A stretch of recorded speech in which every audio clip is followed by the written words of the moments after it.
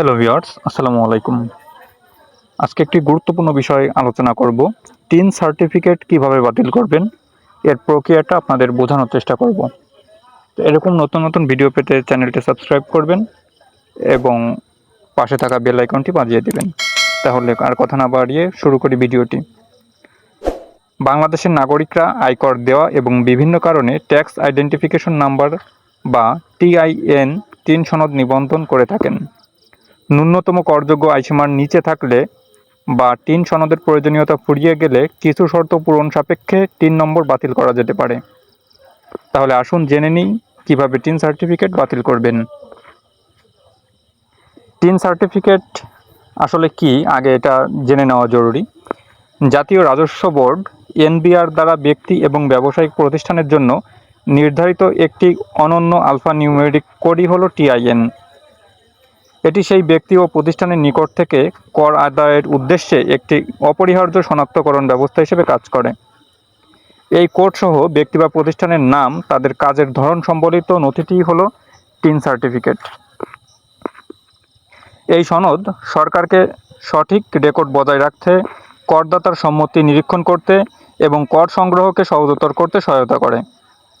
কর্মচারী, স্বনিযুক্ত পেশাদার বা ব্যবসার মালিক, আপনি যেই হন না কেন, ট্যাক্সের বাধ্যবাধকতা পূরণের জন্য একটি টিন সনদদারি হওয়া আপনার জন্য অত্যন্ত গুরুত্বপূর্ণ। টিন নম্বর থাকলেই দিতে হবে ২,০০০ টাকা আয়কর। টিন সার্টিফিকেট এখন কিভাবে বাতিল করবেন? বাংলাদেশ সরকার সম্প্রতি টিন নিবন্ধন বাতিলের আবেদনের জন্য ৬টি শর্ত নির্ধারণ করেছে। এগুলো হলো: যে করদাতাদের কর রিটার্ন দাখিলের কোনো বাধ্যবাধকতা নেই। ২ নম্বর হচ্ছে মৃত্যু, অবসায়ন, অবলুপ্তি বা অনুরূপ কোনো কারণে করদাতা অস্তিত্বহীন হয়ে গেলে। ৩ নম্বরে আছে করদাতা স্থায়ীভাবে বাংলাদেশ ত্যাগ করলে এবং বাংলাদেশে তার আয় করার মতো কোনো কর্মকাণ্ডের সঙ্গে জড়িত না থাকলে। ৪ নম্বরে আছে ডুপ্লিকেট বা একাধিক নিবন্ধন অথবা ভুল তথ্য সম্বলিত নিবন্ধন পেলে। ৫ নম্বরে আছে কোনো কারণে আইনি মর্যাদা পরিবর্তন হলে। ৬ নম্বর শর্ত হচ্ছে অন্য কোনো আইনানুগ কারণে টিন নিবন্ধন বাতিলের প্রয়োজন হলে। কারা টিন সার্টিফিকেট বাতিল করতে পারবেন? করদাতার আয়কর অরোপযোগ্য সীমার নিচে থাকলে টিন বাতিলের আবেদন করতে পারবেন। ২০২৩-২৪ অর্থবছরে ন্যূনতম আয়করযোগ্য আয় হচ্ছে সাধারণ করদাতার জন্য বছরে করযোগ্য আয় ৩,৫০,০০০ টাকার ঊর্ধ্বে। মহিলা করদাতা এবং ৬৫ বছর বা ততোর্ধ্ব বয়সী করদাতার ক্ষেত্রে বছরে করযোগ্য আয় ৪ লাখ টাকার ঊর্ধ্বে। প্রতিবন্ধী করদাতা এবং তৃতীয় লিঙ্গ করদাতার ক্ষেত্রে বছরে করযোগ্য আয় ৪,৭৫,০০০ টাকার ঊর্ধ্বে। গেজেটভুক্ত যুদ্ধাহত মুক্তিযোদ্ধা করদাতাদের বেলায় বছরে করযোগ্য আয় ৫ লাখ টাকার ঊর্ধ্বে। অনেক সময়ই কারো এই পরিমাণের কম বাৎসরিক আয় থাকা সত্ত্বেও অন্য কোনো প্রয়োজনে টিন সার্টিফিকেট তৈরি করার প্রয়োজন হতে পারে। সেক্ষেত্রে পরবর্তীতে সার্টিফিকেটটির প্রয়োজন না হলে সেটি বাতিলের আবেদন করতে পারেন। এছাড়া কারো পূর্ববর্তী আয় অনুযায়ী কর দেওয়ার প্রয়োজন থাকায় তিনি টিন সার্টিফিকেট তৈরি করতে পারেন, কিন্তু পরবর্তীতে আয় কমে কর সীমার বাইরে চলে আসায় টিন সার্টিফিকেটের প্রয়োজন নাও হতে পারে। এ সময় টিন সার্টিফিকেটটি বাতিল করতে পারেন। এছাড়া কোনো করদাতা ব্যক্তি মৃত্যুবরণ করলে তার টিন সার্টিফিকেটটির আর প্রয়োজন থাকে না, তাই তার টিন সার্টিফিকেটটিও বাতিল করা যেতে পারে। পিতার মৃত্যুর পর টিন বাতিল করার দায়িত্ব বর্তায় তার উত্তরাধিকারীদের উপর। এক্ষেত্রে খেয়াল রাখতে হবে যে বাবার এমন কোনো ব্যবসা আছে কিনা যার টিআইএন বাতিল করলে ব্যবসা সংক্রান্ত সকল কাগজপত্র বাতিল করে নতুন করে তৈরি করতে হয়। এ ধরনের বড় জটিলতা তৈরি হলে উত্তরাধিকারীগণ মৃত বাবার টিআইএন বাতিলের আবেদন করতে পারবে না। কোনো বাংলাদেশি যদি কাজের জন্য দেশের বাইরে থাকেন এবং তার যদি বাংলাদেশে করযোগ্য আয় না থাকে, তাহলে তিনি বাংলাদেশে কর দিতে বাধ্য নন।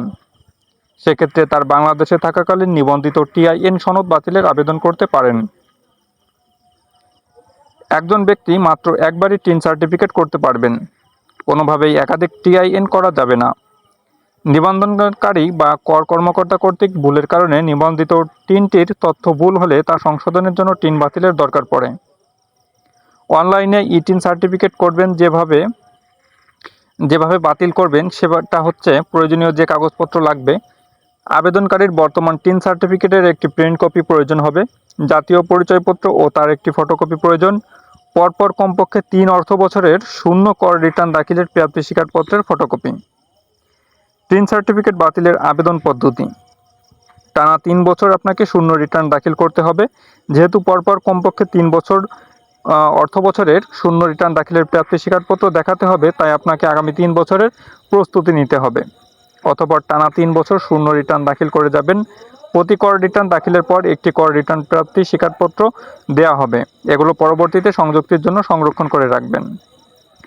কর সার্কেল অফিসে আবেদন করতে হবে।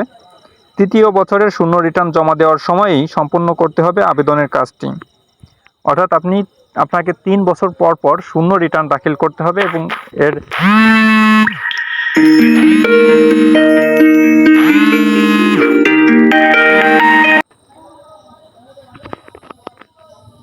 এরপর আপনাকে সেই প্রাপ্তি স্বীকারপত্র রেখে দিতে হবে এবং তৃতীয়বার যখন আপনি শূন্য কর রিটার্ন দাখিল করবেন, তখন আপনাকে যে প্রাপ্তি স্বীকারপত্র দেবে তখনই আপনাকে ওই আবেদনপত্রটা লিখতে হবে টিন সার্টিফিকেট বাতিলের জন্য এবং যাবতীয় কারণ সুস্পষ্টভাবে ব্যাখ্যা করে লিখতে হবে।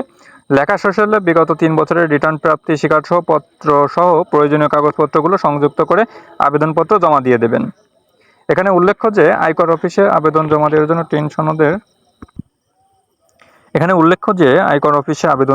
জন্য টিন সনদের মালিকের যাওয়া বাধ্যতামূলক নয়।